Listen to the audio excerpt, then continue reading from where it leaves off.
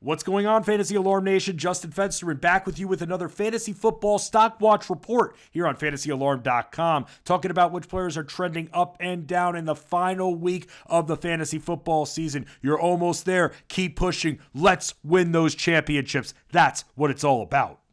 Let's start with some players trending up. Mitchell Trubisky. Never thought I'd be remotely recommending Trubisky, but he continues to throw for a good amount of yards and matching interceptions with touchdowns. He had one of his better fantasy performances of the season against the Packers, and he's averaged over 22 points per week in his last 4 contests in leagues with 6 points per passing touchdowns. He has one of the best receivers in the game in Allen Robinson, and he's been able to utilize both of his tight ends in Jimmy Graham and Cole Kmet, not to mention the support he's been getting from David Montgomery in regards to moving the ball down the field. If you're in a pinch in Week 17 and need him, he's a reliable Band-Aid in what should be a matchup that has a lot of points attached to it. He threw 3 touchdowns last time out versus the Packers.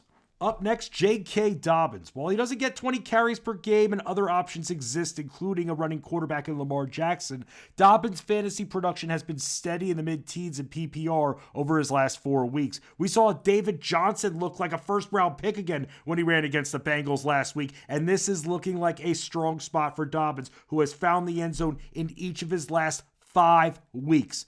In the last 5 weeks, the lowest amount of yards per carry that he's had, 4.1 yards per carry in a game. He was able to catch a few passes last time out versus Cincy as well, and when it comes to the championship, every little bit helps.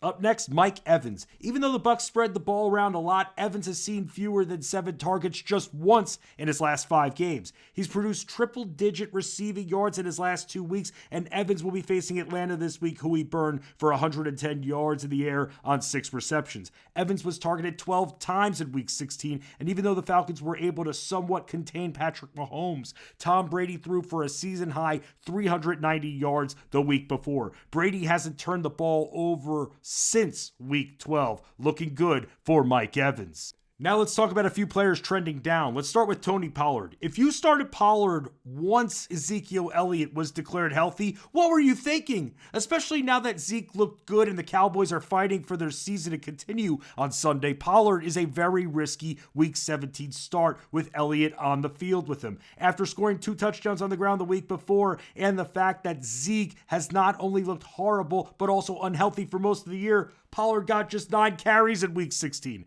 After being targeted 9 times, catching 6 passes in Week 15, Pollard was targeted just twice in Week 16. Pollard has looked like the better runner, but the Cowboys have a lot invested in Zeke, and they can make the playoffs, so that's going to favor Zeke. It certainly will take away from Pollard's flex appeal entering the final week of play. Up next, we have Tyler Lockett. Let's not get it twisted. Russell Wilson has had his struggles along the way this year, but Lockett has been light on the production down the stretch.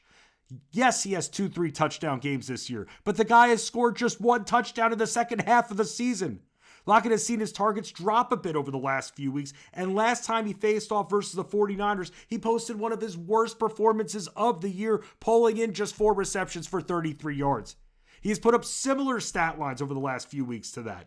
If you start 3 wide receivers, he definitely has flex appeal, but with everything on the line, he's not a shoo-in wide receiver 3, I'll tell you that much. He hit the 100-yard receiving mark just twice this year. Just twice!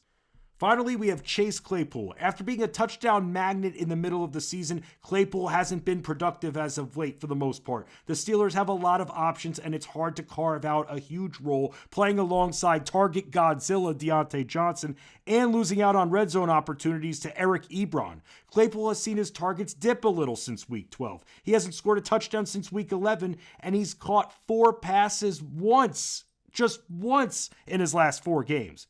Claypool produced 4 receptions for 74 yards last game versus the Browns, who just lost to the Jets, by the way. And he did score a touchdown in that game, but it was a rushing touchdown. Claypool has been given just 4 carries since that rushing score in Week 6, so don't rely on it. Claypool has just 1 game in which he posted 100-plus receiving yards. That is your Stock Watch Report, FA Nation. Keep the pedal to the metal. You're almost there. Let's finish the job. Let's win. Good luck.